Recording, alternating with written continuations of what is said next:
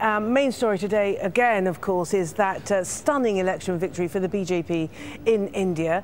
Now, here's the composition of the 543-seat lower house, the Lok Sabha. The BJP and its allies have won 337 seats. Now, that's a massive majority over its political rivals. The Congress Party and its allies, on the other hand, have sustained big losses. They now just control 59 seats. The remaining 147 seats are controlled by other political groups and alliances.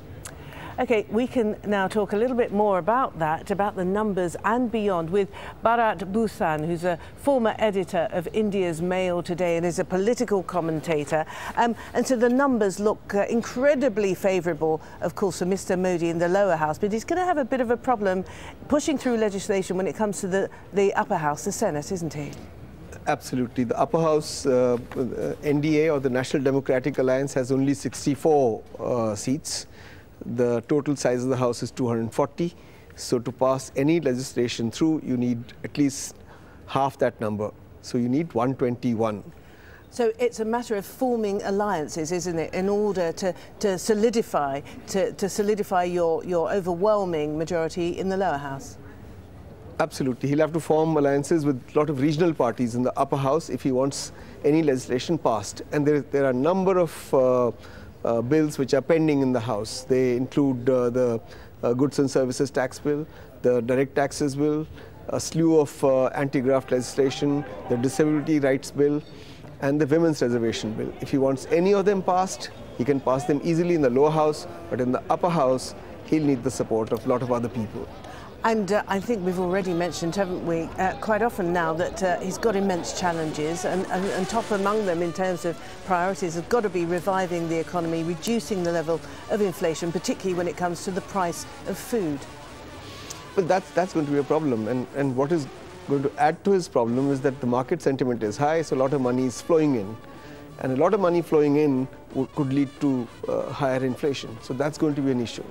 He's also got to create jobs because, as we've also discussed, there is a vast swathe of the Indian population of first-time voters. They're young people, many of whom have made good use of social media. But these people, many of them, are without jobs. Absolutely. 50% of Indian population is under the age of 25 years, and 65% is between 18 and 35.